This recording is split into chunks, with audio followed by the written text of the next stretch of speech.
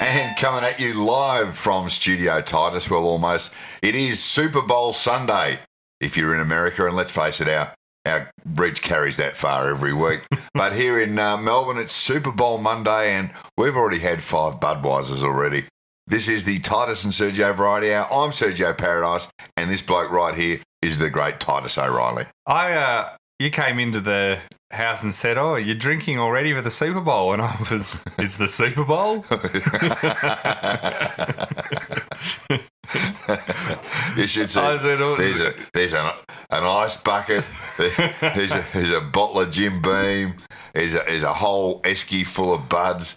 It's we could really get into it this morning. It was really just my Monday morning coper, as I call it, just to get through. It's always a good way to kick off the week. Yeah, absolutely. Now, so the Super Bowl is on. We've got it on in the background, but we'll let you know if anything happens. At the moment, it's they played about 5 or 6 minutes, and it's 0-0 at the minute. It's that exciting. It is.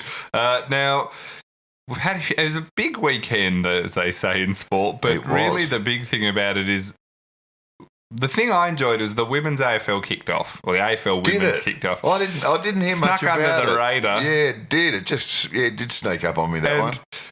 I found so one that is there's a few observations I had from the first week of it. One, amazing response. I think everyone is. Friday night was astounding. Astounding, and then the fact that they got 6,500 fans out to Casey in a thunderstorm. Yeah, it was belting down yesterday afternoon. They stopped the match for a while because of lightning, and 6,500. I mean, not the first time I've wished lightning would stop a Melbourne game. Yeah, or to actually strike Casey Fields. Yeah, that's right. There's a lot of Melbourne supporters that still don't know what's a Casey. Exactly. I've been out there once to watch it was a couple of years ago. I took my son out there to watch a Melbourne Hawthorn practice match, which was not a great move because it was 14 goals to 2 at half time, and to the Hawks.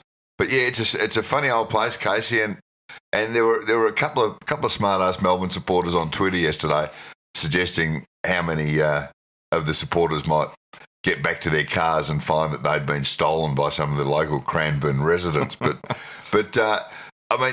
6,500 was a great result, and that was the smallest of the 4 crowds. Yeah, and that was on a Sunday night in terrible weather out in the middle of nowhere. Now, so firstly, what came out to me is one, what a great, I really enjoyed 2 things. One, that it was embraced so much, but the positive reaction was just palpable from everyone involved, so people really got behind it.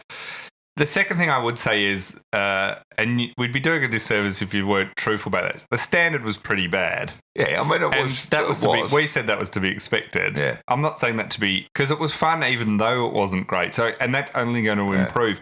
You can see already there were brief moments of brilliance, or someone or individual players that were quite a cut above the rest. Like watching Daisy Pearce, she was just superior in a lot of ways but then you hear that they'll be commentating and they'll say, well, this woman has never played AFL before. This is like the first time. So it's that's where the league's at. It really is at the early days. How do you get drafted if you've never played the game before? Because it's coming off nothing. You think about it. If you're a bloke, the infrastructure that's in place from when you are 4, from Oz kick up, for talent identification, for being pushed into the better programs, for being drafted, all the way through, it's a pipeline that is superior. And if you've got an ounce of talent, you're thrust into the I'm AFL. seeing that myself personally, and that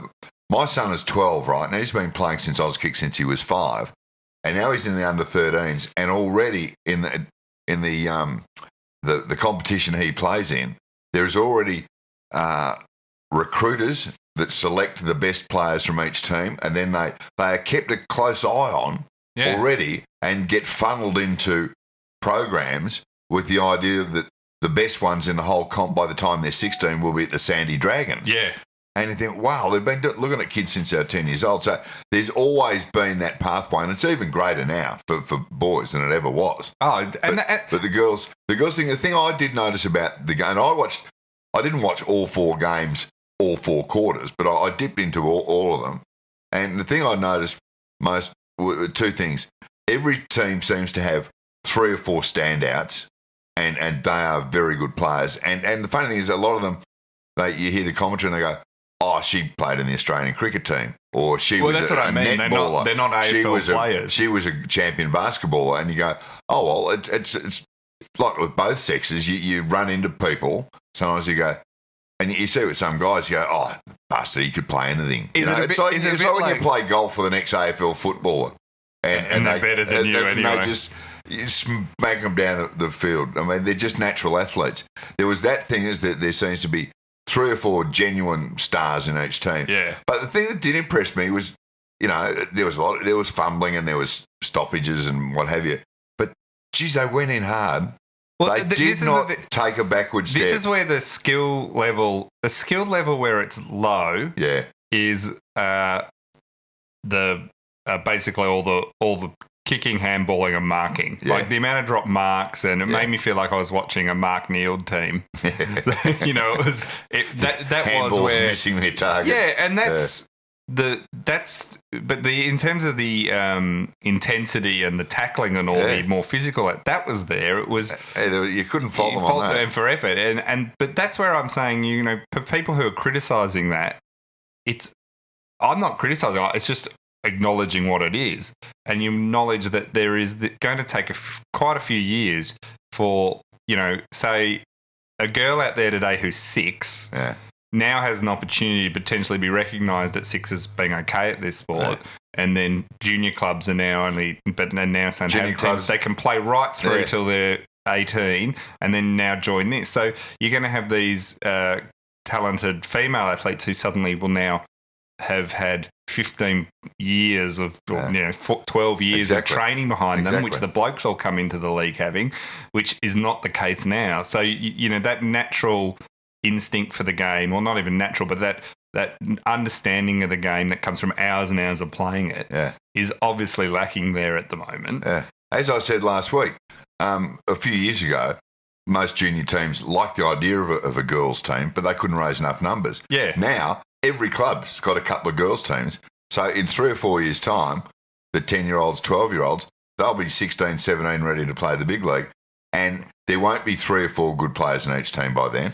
There'll be 8 or 9. Yeah. And in 15 years, they'll all be guns and the standard will go up. So my whole thing that I've been a bit baffled about over the whole weekend is the negativity about the whole thing and let's be honest, by some blokes. I haven't seen too many women bagging it. No. But why would you get upset about it? Well, this is the other thing that stuck out to me. So, like, for one, a few of people on Twitter said to me, they said a few criticisms. They all ran along the same similar lines, sort of 2 or 3 points they all made to me, right? Yeah. So one is, well, this is just all hype, and the crowds wouldn't be that big if you had to, if tickets weren't free. Pay for tickets. And so I kind of look at that and go, well, there probably is an element here where it's the first one, so the hype is higher. Of course. So that's acknowledged, and I don't think necessarily it's always going to have huge crowds. It's like any league; it's going to go up and down. But if the standard gets better, and I think it will increase.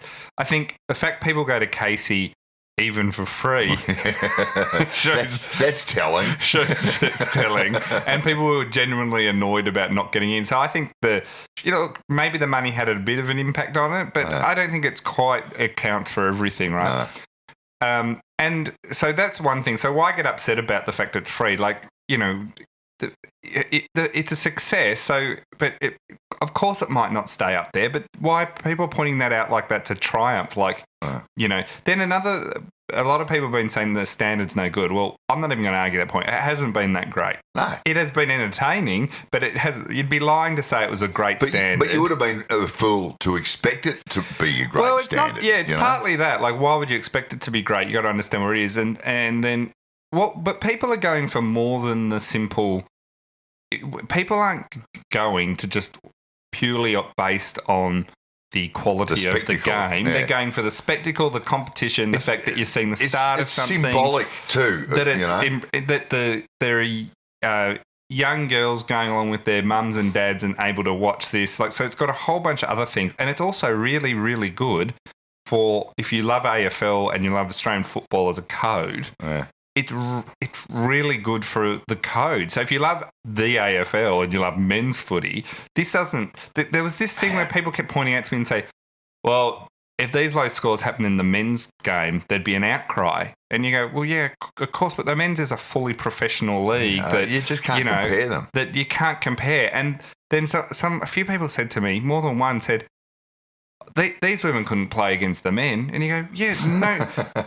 Like, no one's saying it is. Like, this is. I reckon I'd struggle against Serena Williams on the tennis court. Yeah, exactly. Too, like, no one's saying that this is trying to this idea that because it's not instantly at the level of the men in the AFL makes it irrelevant. Just I just don't understand that at all. I don't understand why you would care that much. And why you would be upset about that. Like, what's there to be upset at? This isn't going to stop the AFL men's version being popular or something. Like, you know what I mean? Like, it's not a zero-sum game is my point. Like, if anything, this is going to have this is a great lead-in to the actual proper AFL season. You know, this is the thing where it works. This is where it works is being a Melbourne supporter watching last night, I really cared about the outcome and was annoyed we lost. And I'm going, this is where it's good. It's not, they haven't made up teams. Everyone brings to it their own inherent. We've been so conditioned to love our own AFL club that the fact they're women and the fact the standard isn't quite there and all that is almost actually irrelevant.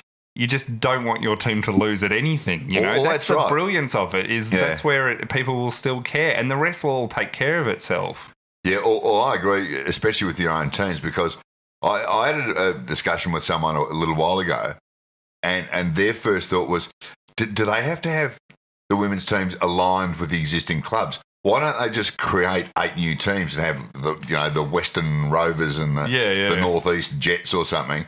And I said, you'd be starting from a much lower. Yeah. So I mean, you look at how difficult. Well, not that it has been difficult, but when you create the Big Bash teams, you don't have the same emotional connection. You've got an emotional connection, and the great emotional connection I saw out of the Big Bash was Friday night, right after the game. About 2 minutes after the game, I got a tweet from a bloke, and it simply said, "Typical Collingwood supporter, Buckley's got to go." That's right. Like, there was an instant level of, I mean... They got thrashed by Carlton, so immediately it was Bucks' fault. That's right. And he had to go, and I thought, that's where you get it. That's where you got a Collingwood supporter just come straight to the fore. I love it. Well, the thing I mainly came out of it is when people were talking it down, there seemed to be a theme about, in some way this affects negatively on the male competition, and I just found that because how does it at all? Like, if anything, it made me realise how skilled the AFL teams are when you see like how fully professional they are and how hard. And it's the same I feel when I go and watch suburban football. Just at the amateur level or something. And there's a ground not far from me. I sometimes go down and have a look, and you realise that the AFL players, the male players, is. The game is completely different when you have people who are really skillful. It is and who have been drilled into that for years. The women will get there, but it's how long and how quickly they can get that to rise up. So, well, it's like I was talking to Luke. Christ, how can I forget Luke Beveridge? Last year. Oh, here we go. Here we go. The Premiership coach's name. Yeah, did he give you a medal? I was talking to him because you shouldn't name drop. George Clooney taught me that. 3 back-to-back premierships in the amateurs. Yeah. And I said, look, there's the basic obvious difference between the Amos and the big league. Yeah. He said, you know what it is? He said, in the Amos, you've got 3 guys at training who don't fumble. In the big league, nobody fumbles. Yeah. He said... he must have watched... He must have been not in the AFL when 2006 and 2013 when you win Melbourne. the flag, you can sort of get away with that sort of thing. But, and it's the same. It's just skill levels. But that's just sport. Doesn't matter. It's not footy. It's on any sport. You have your elite. Yeah. You have your pretty good players. And you have the ones who play as they love it, but aren't much chop. Yeah. That's which is where we come in. Exactly. We got a lot of... To show you some of the interest in the AFL Women's, though, is we got... and I've got to say, we were talking about some of the negative about it. Amongst guys and women, the percentage of positive to negative is like it's 90 to 1.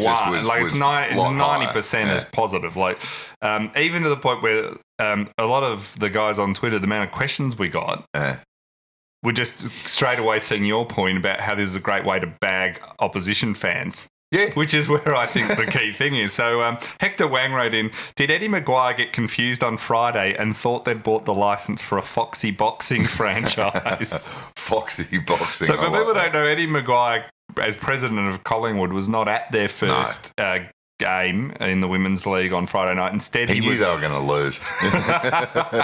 Instead, he was hosting the boxing. The Danny Green and Mundine fight in Adelaide for Foxtel. Now... I saw this morning, so there's been a bit of criticism of that, like how could you're the president of the club and how could you not be at the inaugural very first game of the whole competition and of your team to do that. Now, apparently Eddie said that it was originally the way the schedule came out was Collingwood were meant to be on the Saturday night. So then he said yes to hosting this thing, and then the AFLW changed it to the Friday night. To the Friday, which I think is probably, unfortunately for people who don't like it, that is probably a fair point. My question is, why did he say yes to hosting Anthony Mundine and Danny Green in the first place? Well, how does he fit into boxing, and what a pointless card that was, which we'll get to later. I just assumed that he was, because he's on the Foxtel payroll, they've just said, oh, by the way, Ed, bad luck, we want you to do this. Well, it's like, Channel 9 saying to Carl Stefanovic, hey, Carl, you've got to do 60 minutes next week or something. You mightn't like it, but you're getting paid the big bucks, you do what you're told. If Eddie wasn't at the Mundine fight, he probably would have hosted for Foxtel the Carlton Collingwood women's game, and everyone would have complained about that too. Yeah, that he was in the studio and not at the ground. So it's just, either way, but it was a bad look. I would like to have seen Ed turn up, because Ed obviously at some of the Collingwood games, if he's not in the rooms beforehand, I've seen him turn up fairly close to the start of the game. I would love to have seen him turn up Friday night and get turned away. And I'd like to have seen him and Gill head to head. And not imagine trying to keep Eddie out of a But do you think if Eddie had have gone on Friday night, after they lost, do you reckon if he'd gone into the rooms, a few of the girls would be a bit nervous near the ice baths? GS wrote in, is there anything better than seeing Collingwood lose actual premiership points in February? It's gone back in another month. Another wonderful thing about the AFL Women. Blown Magnet said, how do the Carlton's men's team feel about being the second best team at Carlton? They're used to coming up second best, I suppose. Dave Richard wrote, after personally addressing the people locked out of Icon Park, which is the current name of Prince's Park. It's Prince's Park, but I know. Well, in fairness, he's kept up with it. I admire anyone that's managed to keep up with the sponsorship of. But from this moment on, this podcast will never ever refer to anything other than Prince's Park. So anyway, for the people locked out of Icon Park. Prince's Park. Will Gill and McLaughlin be hired by Donald Trump to do the same at the US border? Sorry, we should have moved. We should have moved America to Etihad.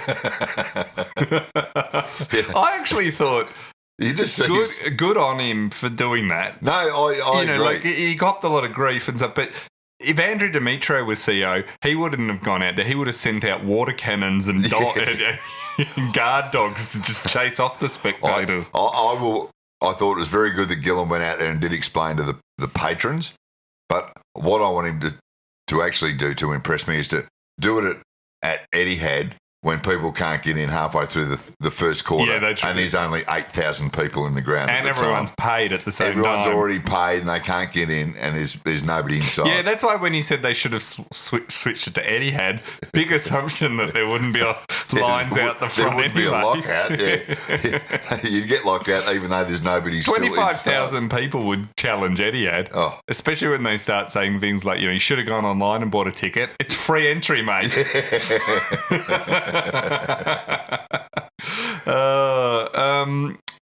Angus Colotio wrote in, Melbourne losing to Brisbane in February. How many months of the year does the AFL want you to be miserable?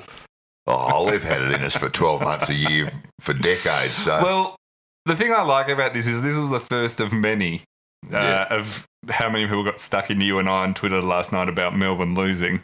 And we kind of knew it was going to happen. Yeah, I did it myself. I bagged ourselves. I said, how surprised are you that Melbourne lose their opening match of the season when they're the favourite? It happens every year. But you know what I don't understand is they all on the coverage last night and in the paper and on Twitter, they all kept saying the Brisbane beating Melbourne was an upset. Yeah. How's it an upset? Like no one's ever played before. Some of these players weren't drafted until like a couple of months ago. They haven't even played games, and everyone's saying it's an upset. It's because Melbourne have had the hype for so long. Yeah, but it's not the team we had in the in the one-off games. I mean, isn't it a bit early? And then there's betting markets on it. Who's betting on this already? Look, AFL Women's won't have arrived for mine until there's a betting scandal, a match-fixing scandal. That's right. It's wide open because we're not, and in fact, given that they're not getting their insurance paid, you offer to pay their insurers, and their insurers will probably throw a match straight away. How was that girl who copped one in the shoulder? You say that was a front-on tackle. Oh yeah, there's a few pretty brutal. The first thing I went down, she clutched her shoulder. That was the first thing I thought of. She's got no medical insurance. That's right. Jim Woodcock came up with a good one. Yeah, do Melbourne's women's team need to go through a rebuild? Too early. It'll be a rebuild of a rebuild by round 3. We're almost there. Megan Kirkpatrick wrote in, "What is the? Oh, this is actually an important question. It is actually. What is the protocol for picking a women's team to support when your team doesn't have one yet?" So only 8 teams have one. Now, my view here, I'm thinking about this after Megan sent this through. I don't think you can. You can't. Like, if Melbourne didn't have a side, could you honestly barrack for another AFL side? Because to me, the women's Collingwood team, all it means is that I can now hate Collingwood players of both gender, which is equality. It's equality in our time. Equality's finally arrived. Yeah, that's what's worked so well with the AFL Women's is that we were saying earlier, straight away it's got all the stereotypes, it's got all the and you can't. You just can't go for. And what are you going to? You're going to go for Fremantle if you're an Eagles supporter. Of course not. So you just got to sit it out. You just got to be a neutral supporter and lobby your team to hurry up and get a franchise. Well, see, the Western Bulldogs used to be like everyone's second favourite team. Yeah, but not anymore because they're good. They've had success. Plus, what you don't feel sorry for them anymore. So say you're a Hawthorn supporter. Yeah. You're gonna wear a Carlton jumper? No, of course not. Or a scarf? No. Or give money to the club? And if you're a parent, you're not going to buy for your kids either. No, you don't want to indoctrinate them. You might have 3 daughters. It's a gateway drug. Oh, yeah. They barrack for Collingwood and the women's, and suddenly they're going for Collingwood all around, and you're just like... It's like, you take one puff of marijuana, and within years you're on the heroin. That's right. And you are a Collingwood supporter. And you're on a Collingwood supporter. Next thing you'll be robbing... So Megan, I just think you have to sit out. You're just going to have to wait, Megan, until your club... And Megan hasn't suggested who she does vote for, whether it's, I don't know, St Kilda or Richmond or Hawthorn, one of the teams, clubs without a team yet.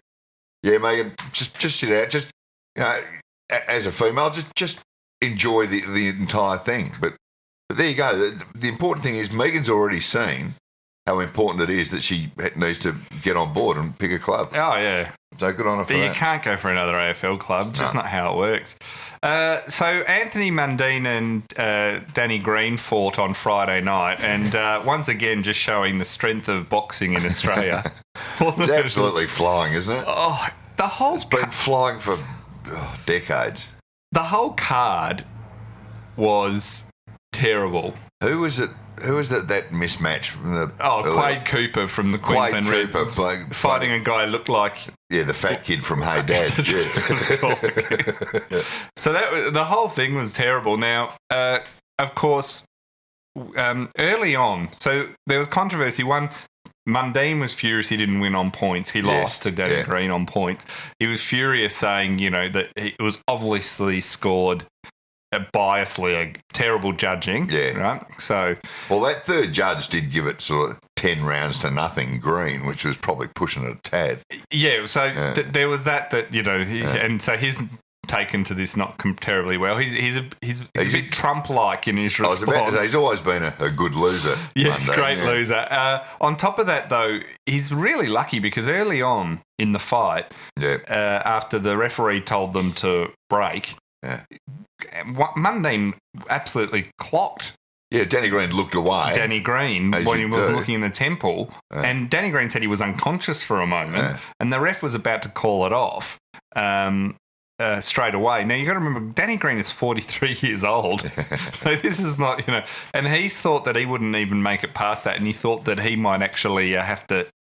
He thought for a moment that ref was going to call the match there and then. And just stop the fight and award it to Green because Mundine had thrown this cheap punch. Yeah. Now there is some irony there, Danny Green copping a coward's punch. There is. He's been running the campaign against it. He's been against it for years. Now, but the thing I found most interesting about this is to show you that in the ring, there wasn't just Mundine with the overflated sense of importance. Yeah. Green said that... I love this. He said that he basically stopped the ref from calling it and said, no, I want to go on. And he said the referee was going to call the fight off and disqualify him, and I've gone... No, that can't happen. It'll be a nightmare. There'll be riots in the stands. There'll be riots around the countries, and there'll be bodies in the street.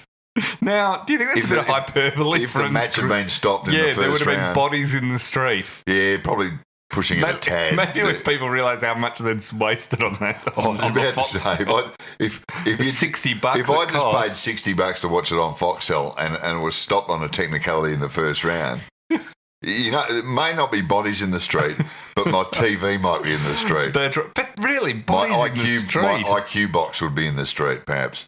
I mean, if people were going to punch on, they don't need that as an excuse, surely. But, I mean, it was so ridiculous. Look, the whole thing, the fight was just, let's call it for what it was. It was just two old blokes wanting to set up their super. And good luck to them. They made like $10 million each. It's a staggering amount of money. I cannot understand why there is so much interest in it. Not boxing in that particular. Like it is like. It's just the history and look, they've both been good, Mundine and Green, at pumping up the hype and publicising their fights against each other. And everyone knows they don't particularly like each other much. And so there was all the hype, but it was never going to be much of a fight. It was just two old blokes. They looked like I remember. I looked last week at some of the old footage on YouTube, and Danny Green was always just a very quick, hard puncher, and Mundine was lightning quick. He had those dancing feet, which is part of the reason he was a great rugby league player. But watching Friday night, he had nothing of that. He was shuffling around like a bloke dancing to K-San at 3 a.m. in a nightclub. And Danny Green, he looked $1 million, but they just and it's not like this is the first time it's ever happened in boxing. Is guys come back when they're too old to be still fighting. Yeah, they just look like pale imitations of what they once were. And they've never been like. I mean, They've never been world class boxers. Yeah, like, exactly. And this, Mundine can beat up a plumber if you pick he's picked his opponents. Yeah. And when he hasn't, he lost to the guy who won the reality TV show The Contender. Like, let's remember this about he fought about 8 back-to-back tomato cans yeah, in a row. Right. If you lose in any sport to someone who won a reality TV show competition to be there, it says something about your legacy, really. A Digital Watch wrote in, is a Melbourne nursing home going to pinch the next Mundine-Green fight from Adelaide? I was pretty shocked that it wasn't in a nursing home when I saw it. Well, yeah, even before they threw a punch, you could see them both. It'd be quite appropriate if they were just being fed, pre-mashed up food, I thought it might have been a bit of a fight over something like that, the pudding or something. Based on the Gordon Lloyd wrote in, based on the result of the Mundine v Green fight, I'm starting to think boxing is rigged. Please allay my fears. Oh, Gordon, how could you possibly suggest? Next he'll be saying all horse racing, they're all on drugs. How could you suggest cycling's fixed? Anything to do with the fine art, pugilistic art of boxing could possibly be slightly dodgy at any time, ever, anywhere, never. No, spot on. That's Gordon, just too cynical for our liking. We would never be that cynical. No, we take things at their face value. Moo wrote in, probably not a real name. Probably not. How shocked are you that Mundine didn't bow out gracefully? Oh, no, not at all. But I am kind of glad that it did end in tears in this way, and they're both arguing over who actually won. It's great. If it had been a clear knockout or a clear one 10 times better than the other, it wouldn't have been quite as fun or funny for us. There is no, even in the, in all the possible dimensions or multiverses that exist, there is no universe where this didn't end in a farce. Oh. It was a farce to begin with, and it ended in a farce, and it was just the whole way it was always going to be, and people paid for it. Although some didn't. Interestingly, here, one of the things that came out of it is many people streamed the match on Foxtel on Facebook Live. One guy had 110,000 people on his stream at once because it shows up. He was a Brisbane mechanic named Darren Sharp. Now, Sharpie. He'll be known as Sharpie amongst his mates. Well, he's already got legendary status. He's Sharpie should be Australian of the year, I reckon. The Robin Hood of pay TV. He actually got called by Foxtel in the middle of it. They meant to track down who he was, and he streamed the Foxtel call of them threatening to shut it down. So that was kind of, and there was a heap of them, and so now Foxtel said they're basically going to go out and they're going to sue him, aren't they? Well, they're going to sue him and a bunch of others who streamed it, saying it breached copyright law. Foxtel lost the plot. Well, the thing here is, I mean, it's a bit like with TV shows and illegal downloading. People have shown that if things are given to them in a timely fashion and priced reasonably, they'll prefer to go down the legal route. But when you're charging $59.95 for that fight, $60 for you almost deserve to be. I mean, I'm a believer in copyright, like but that is just absolute highway robbery. And then they're surprised that something they deserved to get rorted. It is just they're rorting their customers. I mean, you're Foxtel. You and I both own Foxtel. Yeah. Not the company. Not the yeah. Oh, didn't I tell you? It was a little takeover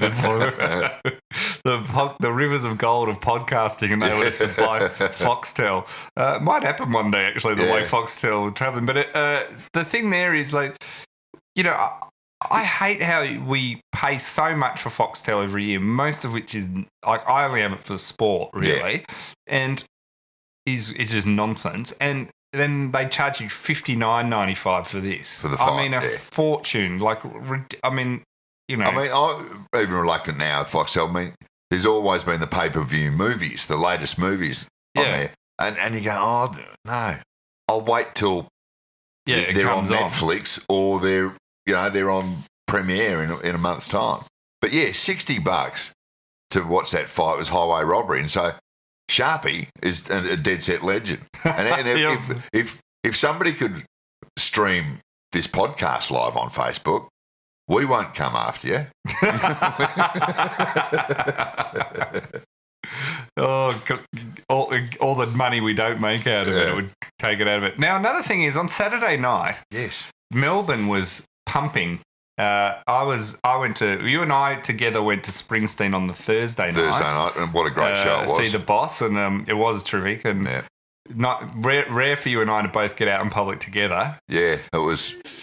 Yeah, it was a strange thing. I'm sitting there, and Does this mean we're best friends now? No, I should stress that this is there are a couple of tickets, and we couldn't give them away to anyone else. So we said we don't want to waste them. No, it was good. I went. It was a great show. I went Saturday night as well because apart from sport and Springsteen, you didn't have much on, they're the only two things that get me out of the house. But I noticed they had the Book of Mormon was on in Melbourne, and they had opening night. The Melbourne derby between City and Victory, which was a controversial match, with one of the goalkeeper for City calling Risher a gypsy, which an effing gypsy. I didn't realise effing gypsy was such a racial slur. Well, it isn't in Australia, but in Europe it is. You know, they called a gypsy. That's why you got to be careful with your slurs. Yeah. Some of them geographically more sensitive than others. Normally, I try and make my slurs particularly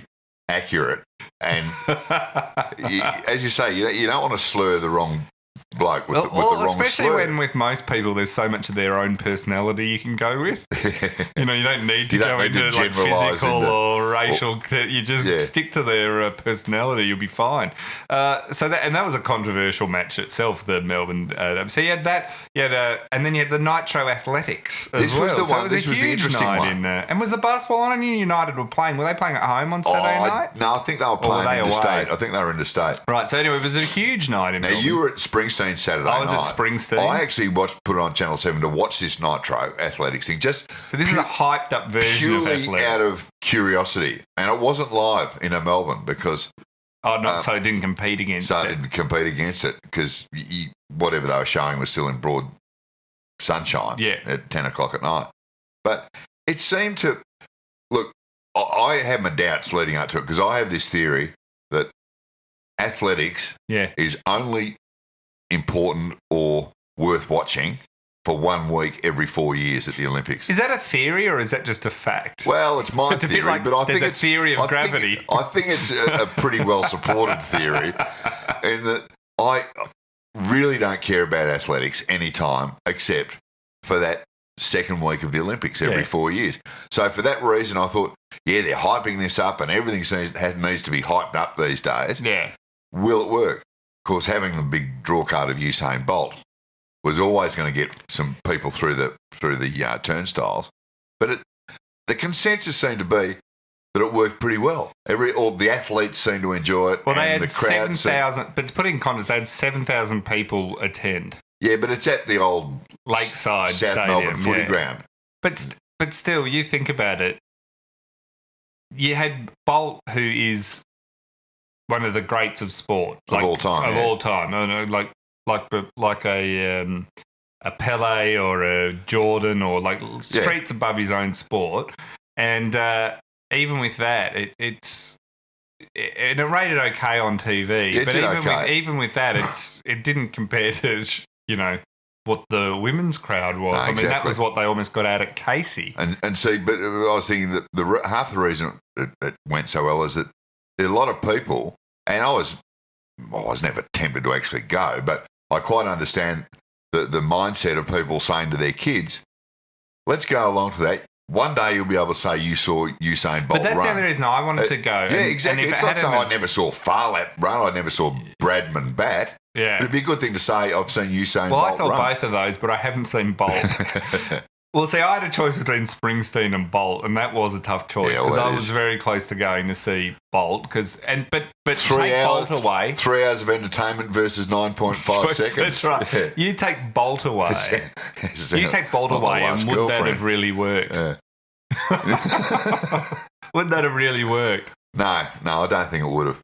So it had a Safa Powell there, and it had, Johnny Stephenson pulling the strings behind. But look, it seems to be, and as I say, I'm no expert on athletics by any stretch, but it seems to be they reckon it did pretty well. Let's see how it goes this week. It's back on again this week.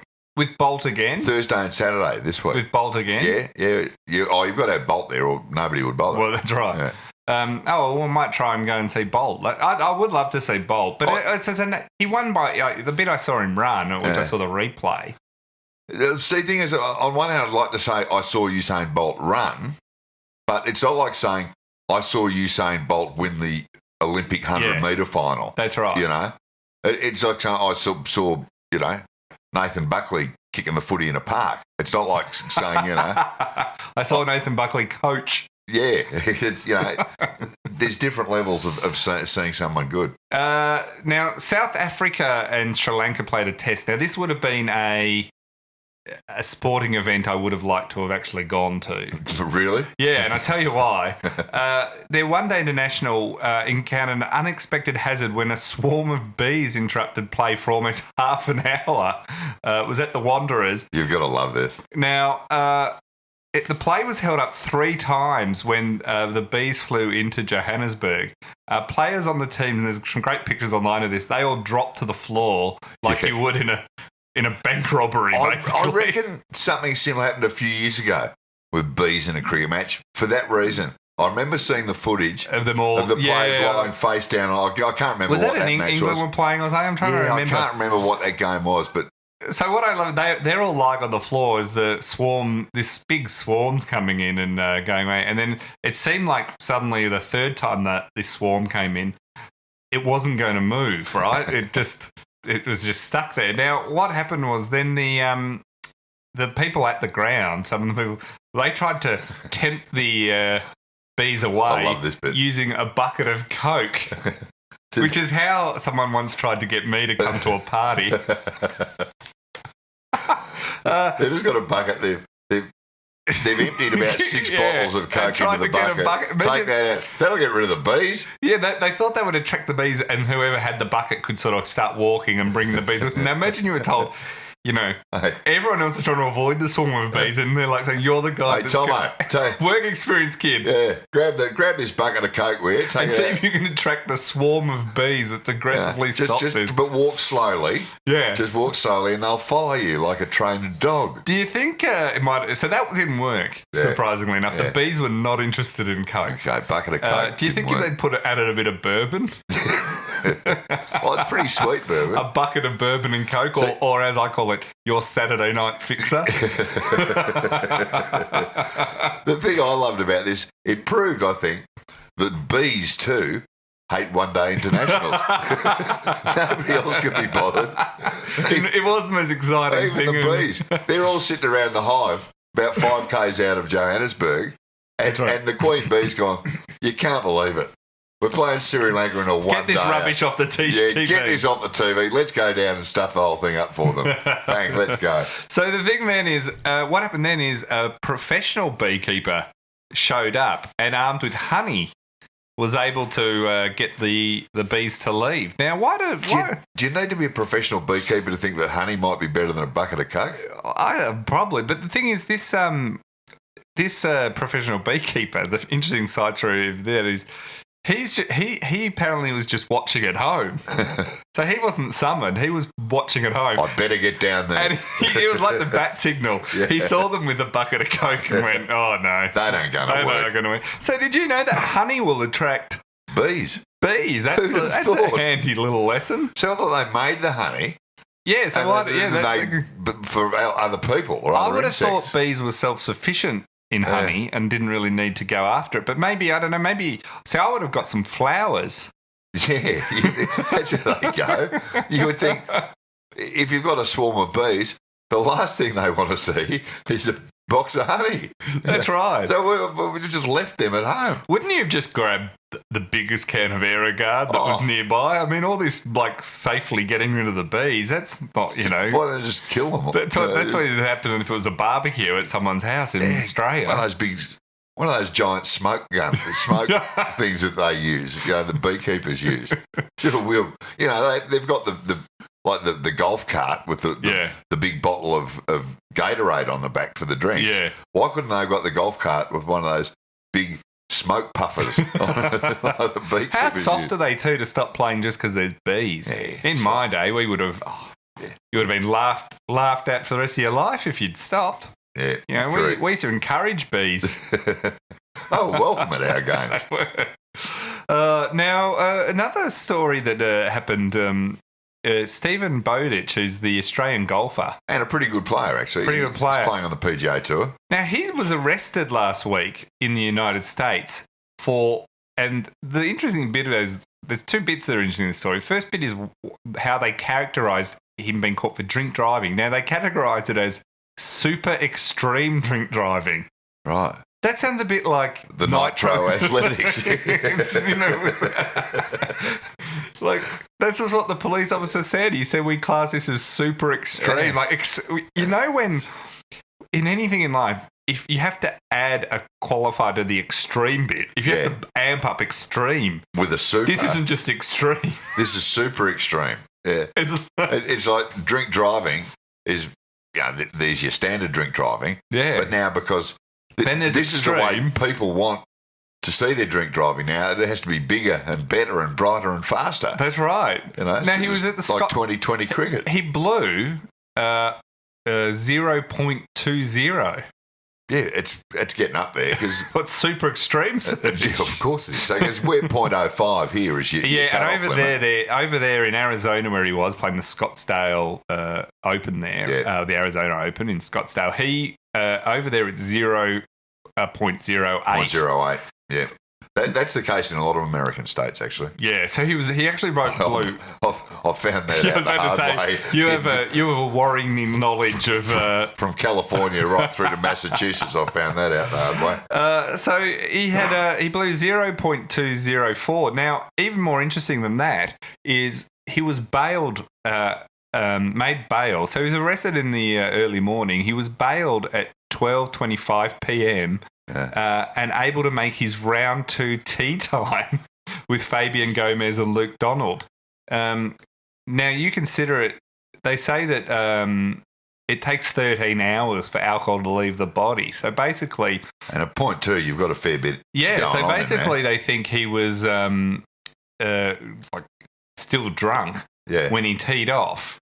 On the, or at least would have been very hungover, but still had alcohol, high level of alcohol in his blood when he teed off. So he was allowed to tee off. I can't think of any other sport apart from golf where nobody would know or care that. No, but you would be allowed to if someone knew. Like, you imagine an AFL player. Oh, turned up stinking of grog. And it was only bailed at play, and then rocks up and manages, it's all right. I'll be fine. You know, golf, you can understand it maybe. Now, to give you an idea of, this might settle once for all, is golf a sport? Right. He shot 74 that day, which was the exact same score he posted the day before. There you go. So there you go. It's a great, any sport that you can play just as well, drunk or sober. I'm thinking of you, badminton and table tennis. And darts. Bowls. There's a few, isn't there? There is a few. Totem tennis. Australia's totem tennis. Greatest sport. Has anyone on Christmas afternoon ever played totem tennis sober? No. Never. No, it's un-Australian. So good luck to Steve Bowditch. He's been pretty apologetic, and I think also he has had, and been quite open about it, he has had a long-term struggle with both depression and alcohol for a long time. So, but I'm just more amazed that that you'd still play. Yeah. Well, I must admit, I reckon probably one of the best games of golf I've ever played. Here we go. Was when, not that I like to insert myself into the story at any time, but was when we had an early tea time and my mates picked me up from a Revolver at 7 a.m. Which is a nightclub in Chapel Street, Melbourne, which is known for being open pretty much 24 hours. 24 hours. Yeah, picked up from a Revolver, back to my place, pick up the clubs, have a quick snooze in the car on the way down there. Because you're a professional athlete. And then smack the first one right down the middle. So maybe Bowditch was going down that line. But but good luck to him because he's actually a really good bloke, Steve Bowditch, and he's been doing pretty well on the PGA Tour the last couple of years. Well, Well, at least he remembers, you know. that he had a tea time. Yeah, see, I would have been getting us a Vlaki. Oh, not teeing off. Do you reckon he would have got a call of support from Robert Allenby? Robert Allenby would have said, now what you need to do is find a homeless person to blame for this. Now, the international cricket, there's been a lot of going on in international cricket in the management I of it. Can't keep up with all this. Yeah, so a few years ago, the India, Australia and England basically took over. They run the whole thing. The ICC. Pretty much India. Well, India, yeah. And so between the three of them, they wrap up most of they're the top team in terms of money. And argued that they needed to basically run the game properly, that it hadn't been being run very well, and that needed to be less of a democracy and more get things done. Yeah. We've heard that before. That's not been too popular. So now there are pushbacks to change that a little bit. But one of the things that's come out of the International Cricket Council's executive committee meeting at the moment that's going on is they're looking at setting up a test league to be run over a 2-year period. Right. So all the tests played over 2 years, there'll be a schedule, and they'll actually count towards a team at the end. So it'll be like a ladder. Yeah, so instead of this reoccurring, it's almost like, say a Premier League, whoever finishes the top wins the title, but it goes over 2 years. And instead of all these meaningless tests, or it goes into a ranking that everyone kind of goes, oh yeah, whatever. That's the way it's sort of going to end. They're going to also do it for 1 day, is to try and make it a bit more interesting around that. So will it include bees? That's the bee league. That's right. If you added a few hazards, each ground could have its own, sort of predator. Yeah. Like in another South African game could have a cheetah that gets released. Yeah. It's a bit like a power play from 10 overs. There's a cheetah on the ground. Yeah, in Bombay there's a tiger, or they just unleash a basket full of cobras. Or in Australia we could go down. We've got snakes, brown snakes. We could do an angry kangaroo. They can get pretty angry. So that's what I think that's good that they're going to do that, because at the moment there's a lot of cricket that is pointless. Oh, outside of the Ashes, most cricket is pointless. I mean, and you and I love it, and we'll still watch it, but it is pointless. Yeah, and the point is, it's impossible these days to keep up with what's going on. It just shows you again, though, you have to keep finding ways to make all these clubs, all these sports now, trying to find ways to make things more interesting. They can't relevant. Just sit and just on the way it always has been. I'll just question we got a bit later on, but I had it now because we're talking about cricket. Nigel Woods wrote in, when are you going to comment on the fact that New Zealand beat you in cricket twice in a row? I was hoping not to, Nigel, so thanks for bringing that up. Yeah. Did you see yesterday's game? No, I didn't. So Maxwell and Faulkner and who else? Maxwell made a duck, didn't he? Yeah, all went out for ducks. It was like absolute. They were just. There's just these players that they don't. I mean, you could forgive if they scored 10 or something, but the fact that and they regularly do this. I mean, how there's this debate about Maxwell should be in the Test side, let alone the 1 day side. He's that being left out was some amazing thing. He's lucky to be in. He's lucky to be in the side. I mean, he hasn't performed for. Well, he hasn't. I mean, there's always talk about young blokes who haven't played at Shield level or whatever, getting a game. Yeah. But guys who actually, like Maxwell, who have played, and if you're going to go off their results, you're right. I mean, he's an absolute inconsistent flash in the pan, Glenn Maxwell.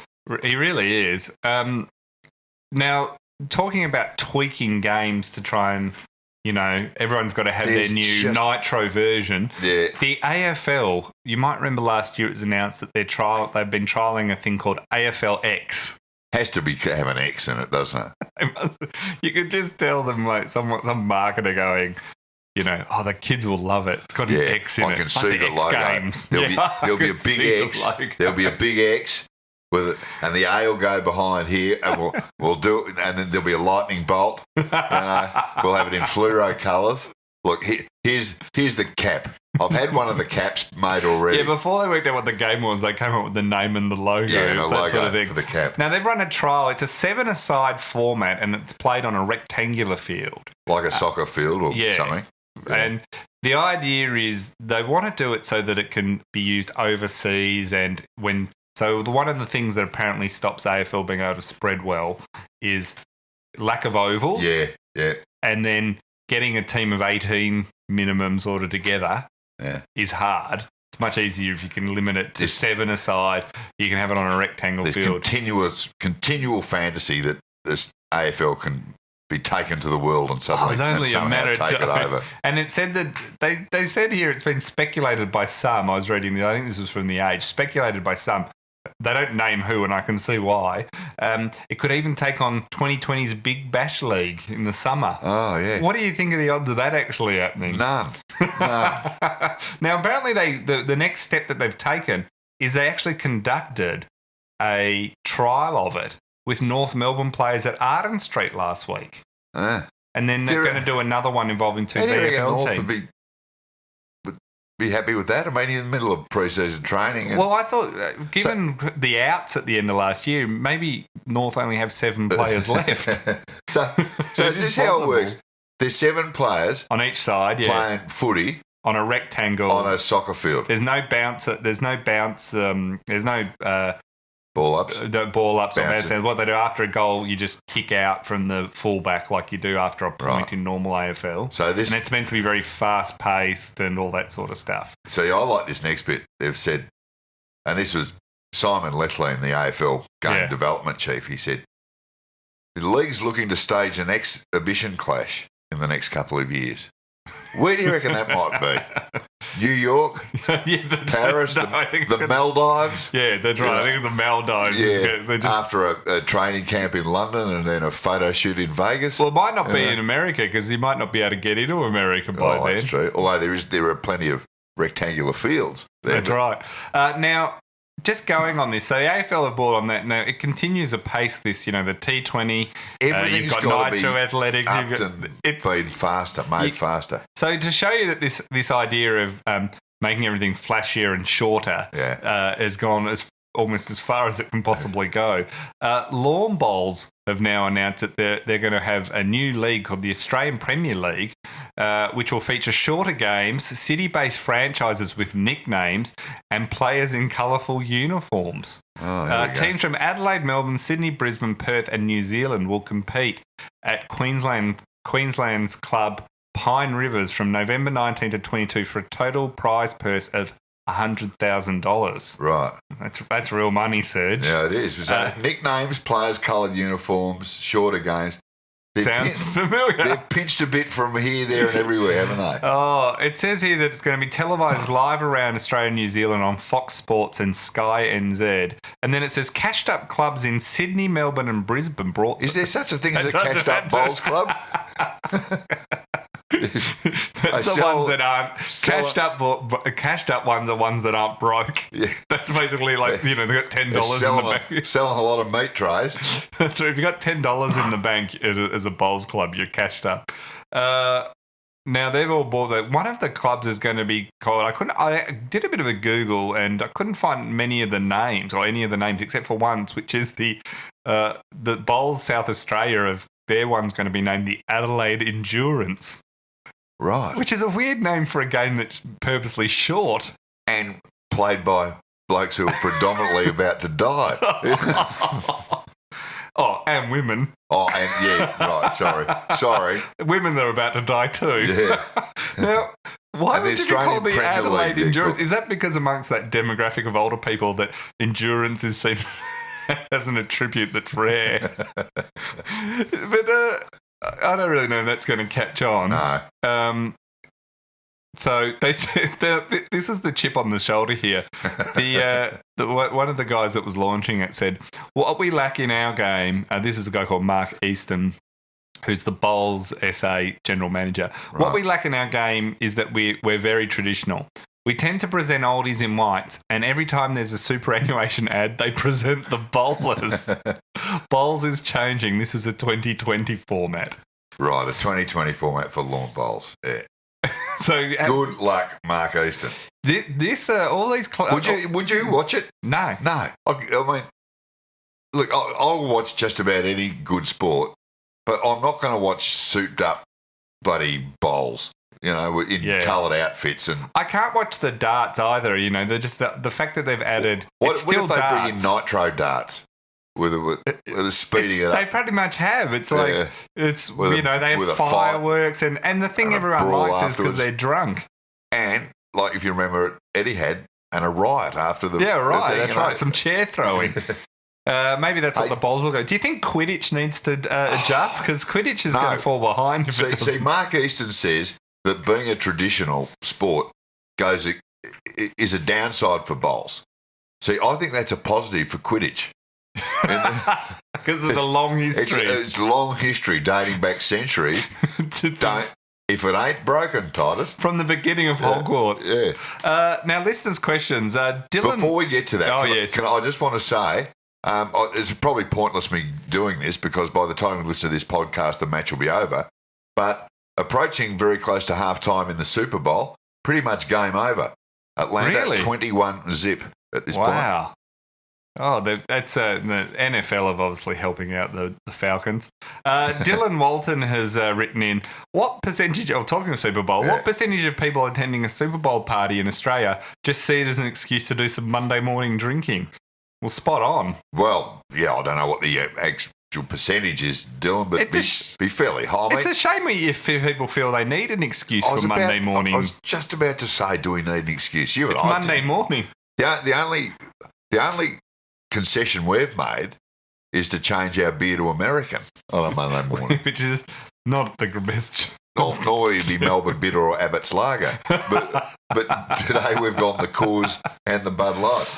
Now, Lee Seagat has written in, do you think Rogue One is as good as the original trilogy movies? Right, Lee. Is this a Star Wars reference? Yeah, it is. I put this in just because I wanted to see your reaction. I'll be honest with you, Lee. I'm not a big Star Wars man. Are you not at all? Because you would have been... I can't...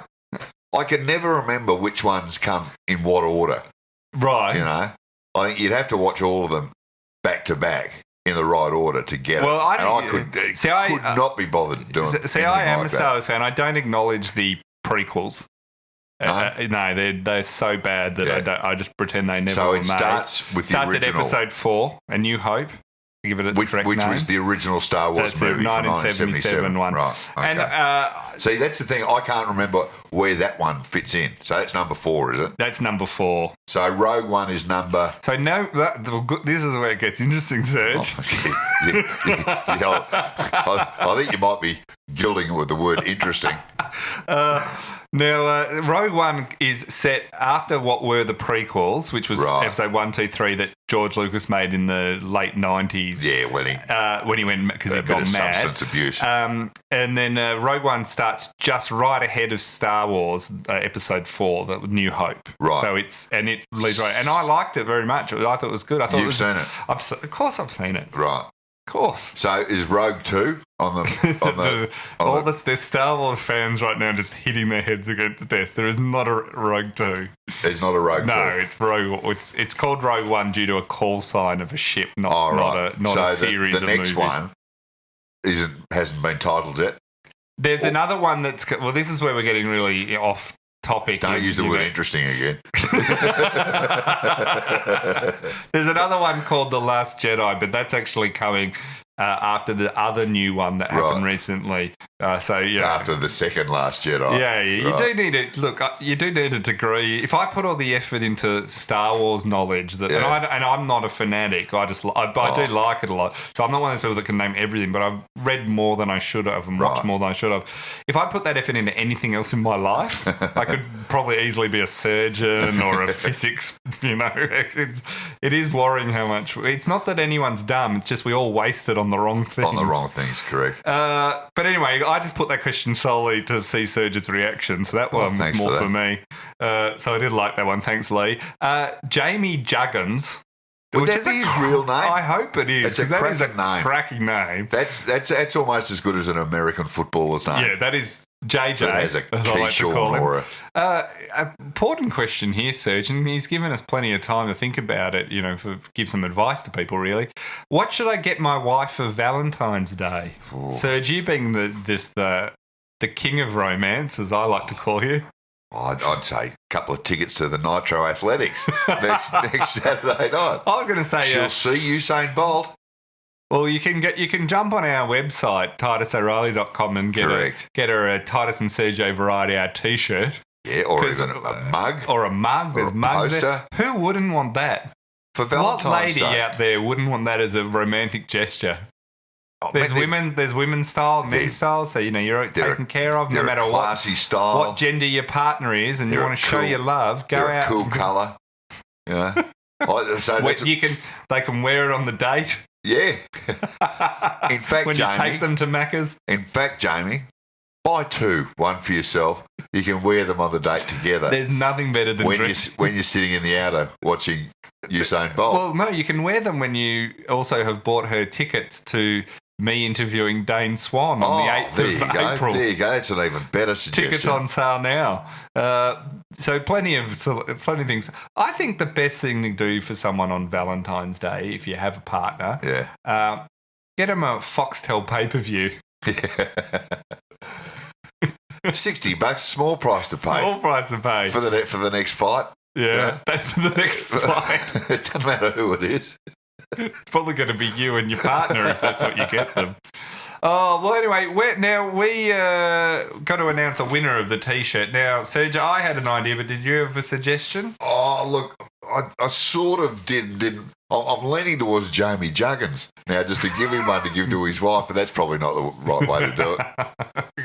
Maybe the Star Wars? I don't know. No, I'll leave it up to you. The one I liked is, where is it? I like Dave Richards' one about, after personally addressing the people locked out of Icon Park, will Gillan McLaughlin be hired by Donald Trump to do the same as the US border? Yeah, no, I'll pay that. I'd love to see Gillan standing there at, the big border between Tijuana and San Diego, just explaining. But I'm sorry, how could we have predicted that there'd be that many Mexicans wanting to come into the country? All right, well, thanks. That's been us for Monday, and we should be back Thursday. We'll see you later in the week. Serge's got some scheduling issues, but we're going to work around them. So, hopefully, or find a replacement. Peter Luck for the summer series. Peter Luck for the summer edition, yeah. He's always good value. We'll see you later on.